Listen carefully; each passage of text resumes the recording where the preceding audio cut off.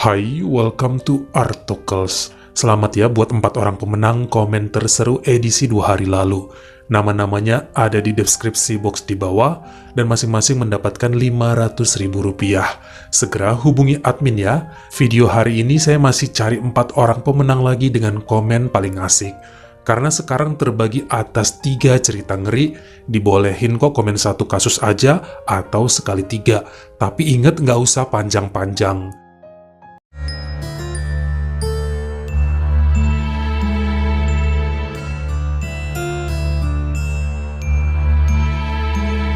Joseph Wesley atau Joey adalah seorang pria kelahiran 1976 yang sudah punya 3 orang anak dan aslinya dari Crofton, Kentucky, Amerika Serikat. Disukai oleh banyak teman karena sangat rajin, rendah hati, dan gak segan mengulurkan tangannya untuk membantu siapapun yang meminta pertolongan.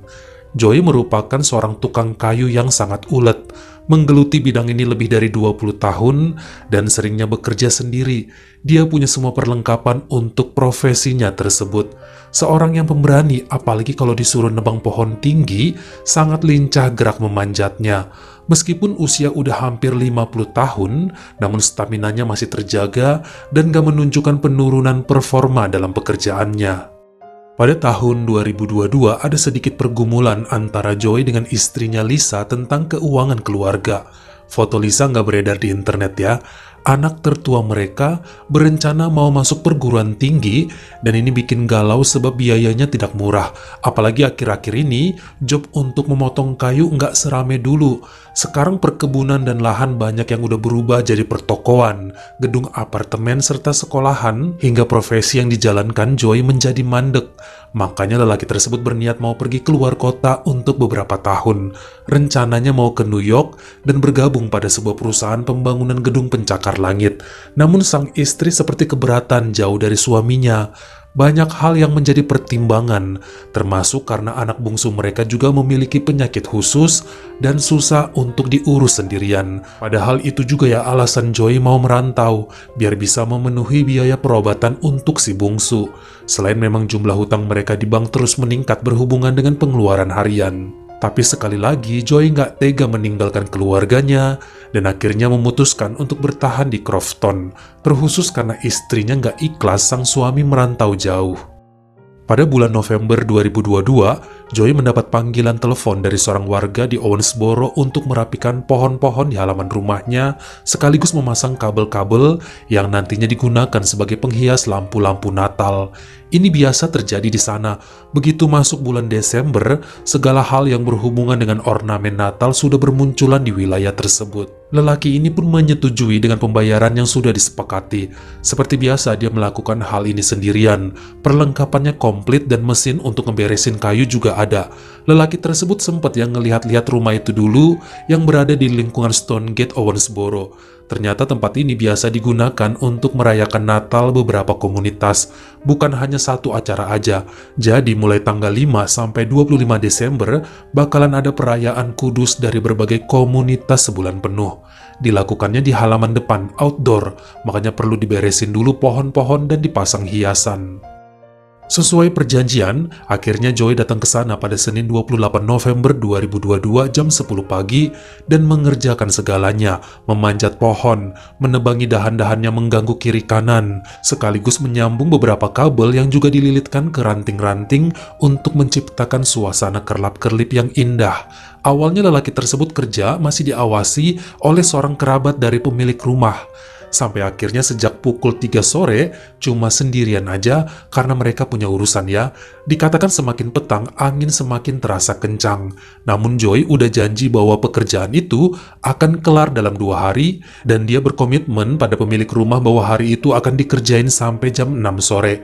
Makanya dengan cekatan dan profesional, masih aja lelaki itu manjat pohon, dan sesekali turun ke bawah untuk menghancurkan dahan-dahan yang berserakan pada mesin pemotong, wood chipper, yang menjadi salah satu perlengkapan kerjanya.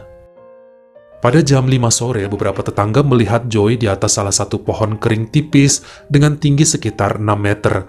Angin nampaknya makin bertiup keras, dan lelaki itu terlihat goyang sana-sini yang membuat Joey terkadang berhenti sejenak untuk menyeimbangkan posisinya. Sampai beberapa saat kemudian, hanya seorang anak lelaki berusia 10 tahun yang menjadi saksi saat tiba-tiba kaki Joy terpeleset, namun dia masih pegangan pada sebuah kabel lampu Natal yang akan dipasang. Benda itu mulai kusut dan melilit tubuh Joy, hingga teriakan minta tolong mulai keluar dari mulutnya, namun gak terlalu kencang. Anak kecil tadi langsung masuk ke rumah untuk memanggil ibunya, namun begitu mereka ke sana, semua nampak sudah terlambat. Ternyata tadi saat manjat, Joy lupa mematikan mesin pemotong kayu, makanya alat itu terus saja bekerja. Saat angin kencang dan tubuhnya terpeleset sambil kelilit kabel lampu, lelaki tersebut terjun tepat ke mulut mesin itu yang memakan tubuh bagian bawahnya sampai tidak berbentuk lagi. Makanya tetangga tadi langsung manggil warga lain dan mengeluarkan bagian atas tubuh Joy. Pihak kepolisian datang namun nyawa beliau sudah tidak terselamatkan. Hidupnya berakhir di usia yang ke-46 tahun. Tentunya istri, anak-anak, serta kerabat sangat menyesalkan peristiwa tersebut. Joy orang baik dan pekerjaan seperti ini udah biasa dia lakukan sendiri selama puluhan tahun. Baru satu kali jatuh yaitu sekarang dan harus berakhir tragis. Pihak pemilik rumah tidak membayarkan ganti rugi khusus untuk keluarganya. Namun semua warga melakukan penggalangan dana buat istri dan anak-anak Joy yang dapat nilainya cukup tinggi.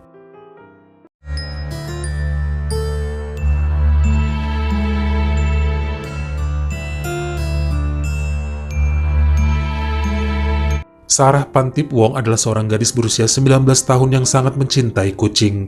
Dia suka ngasih makan hewan ini kalau ketemu di jalanan dan bahkan merawatnya jika memang nampak terluka.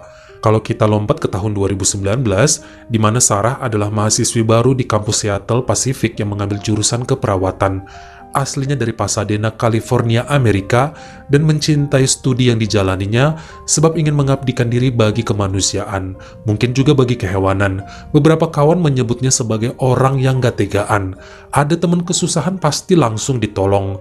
Bahkan dirinya juga sering keliling daerah pinggiran untuk mencari kucing-kucing sakit yang berkeliaran bebas, lalu dibawa ke shelter pemeliharaan khusus, sedang nabung juga untuk bisa ngebuka shelter sendiri buat anjing maupun kucing yang terlantar. Pada Sabtu 27 April 2019, Sarah bersama seorang temannya yang tidak disebutkan nama sedang berkendara di sepanjang jalan Messer Seattle sekitar jam 2 siang setelah menghadiri acara amal yang dilaksanakan di auditorium kampus. Temennya yang nyetir dan mereka sempat ngobrolin mengenai cuaca hari itu. Sedikit gerimis, mendung dan anginnya sangat kencang. Mereka dari jauh juga udah ngelihatin gedung Google Cloud yang sedang direnovasi di jalanan tersebut. Soalnya proyek dari tahun 2017 itu kok kayaknya nggak kelar-kelar. Apa tiap hari renov terus? Besi derek atau kren besarnya selalu ada di atas bangunan ini yang terasa ngeri aja kalau misalnya ambruk, terkhusus saat angin kencang begini. Sampai kemudian saat mobil mereka sedang melaju pelan di jalanan yang berada tepat di depan Google Cloud, apa yang diomongkan menjadi kenyataan. Besi derek besar, kren tersebut tumbang perlahan dan secara tiba-tiba patah karena angin, menimpa mobil yang dikendarai oleh Sarah dan temannya. Keadaan jalanan langsung ricuh dan macet total. Teriakan mengerikan terdengar sana-sini, diikuti pemandangan yang luar biasa parah. Vince Vasil yang berada di depan mobil Sarah langsung turun dari kendaraannya. Dia ninggalin anaknya dalam mobil yang habis dijemput dari sekolah, memaksa buka pintu dan langsung mengangkat potongan besi kren yang menimpa tubuh Sarah, sementara temannya udah diselamatkan oleh orang lain dari pintu sebelah kanan. Dengan susahnya Vince yang merupakan supir Uber menarik tubuh Sarah keluar dari mobil, lalu memeluk gadis ini di aspal sambil menghubungi 911. Sebenarnya saat itu orang rame banget tapi semua pada kalang kabut dan suasana kacau balau. Dalam pelukannya, Sarah hanya tersenyum. Vince sempat nanya bagian mana yang sakit, tapi gadis itu tersenyum lagi dan bilang semua baik-baik aja. Padahal pria tersebut udah bisa ngerasain bagian perut Sarah seperti lembek hancur. Mulutnya juga gak berhenti mengeluarkan darah sebagai penghias senyum manisnya. Dikatakan anak Vince juga sempat turun dari mobilnya, ngebantuin ayahnya untuk ngasih minum pada gadis itu. Namun yang ada kemudian, Sarah memuntahkan semua bersama cairan merah dari mulutnya. Sayang medis cukup lama datang karena terjadi macet parah. Gak sampai 7 menit, Vince dan anaknya menyanyikan sebuah lagu gereja seperti alunan untuk memberangkatkan gadis itu yang akhirnya menghembuskan nafas terakhir dalam pangkuan lelaki tersebut. Ini adalah kampus Google Cloud yang baru dipindahkan tahun 2016 di Salt Lake Union dan renovasinya terus saja berlanjut sampai 2022. Kejadian besi kren jatuh ini merupakan yang terparah di daerah tersebut sepanjang 10 tahun terakhir. Akibat peristiwa itu, 71 orang luka berat, 4 orang meninggal dunia. 2 diantaranya adalah petugas pembangunan, yaitu Travis Corbett berusia 33 tahun, yang dulunya tentara perang dan baru menikah 9 bulan dengan istrinya, Samantha. Travis ngajak temennya sesama mantan tentara bernama Andrew yang berusia 31 tahun untuk ikut dalam proyek pembangunan gedung Google ini. Andrew udah punya 2 anak, dan kini mereka harus kehilangan tulang punggung keluarga. Travis dan Andrew adalah 2 pekerja yang jatuh dari atas kren dan dinyatakan meninggal seketika di lokasi kejadian dengan kondisi tubuh yang cukup mengenaskan. Sementara korban lain adalah seorang pensiunan dari kantor wali kota, yaitu pria berusia 71 tahun bernama Alan yang hidup bersama 3 putrinya. Walaupun bisa dibilang saat itu emang angin cukup kencang dengan kecepatan 72 km per jam yang bikin kren tersebut ambruk, namun pihak Google membayarkan ganti rugi kepada siapapun yang berdampak akibat kejadian ini, bukan hanya yang kehilangan nyawa, yang dirawat, yang mobilnya hancur, ataupun gedung sekitar yang ikutan rusak.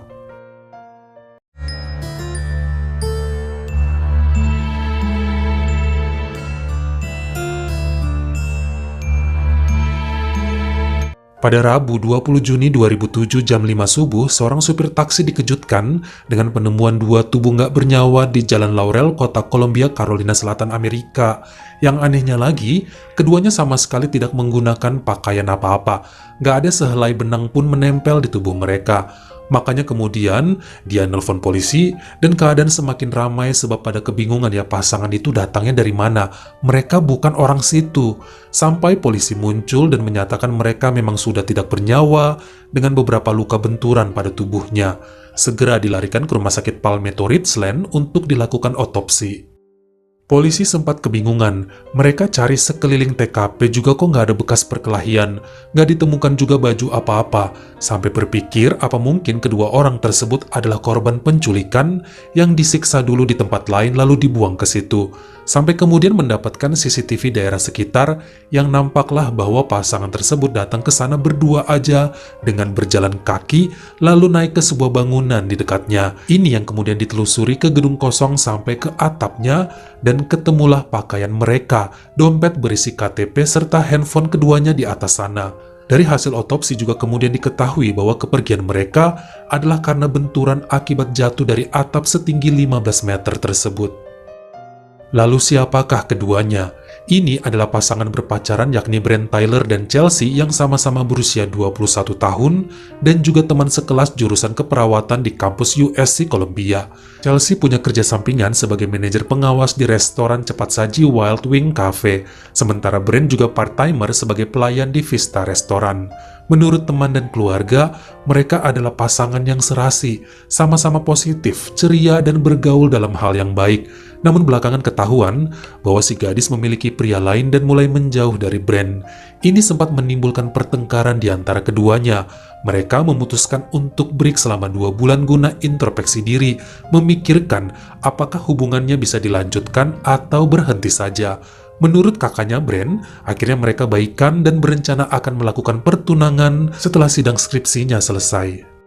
Namun nampaknya rencana itu batal karena kemudian kedapatan Chelsea video call dengan pria lain sambil ngucapin kata sayang. Terjadi keributan hebat yang bahkan sekarang tanpa tahu malu keduanya saling hina di hadapan teman-teman yang selama ini selalu mendukung hubungan mereka. Selama beberapa hari nampaknya mereka musuhan, hingga akhirnya dengan rayuan beberapa teman, Chelsea menyesal dan minta maaf pada Brent, berjanji akan setia.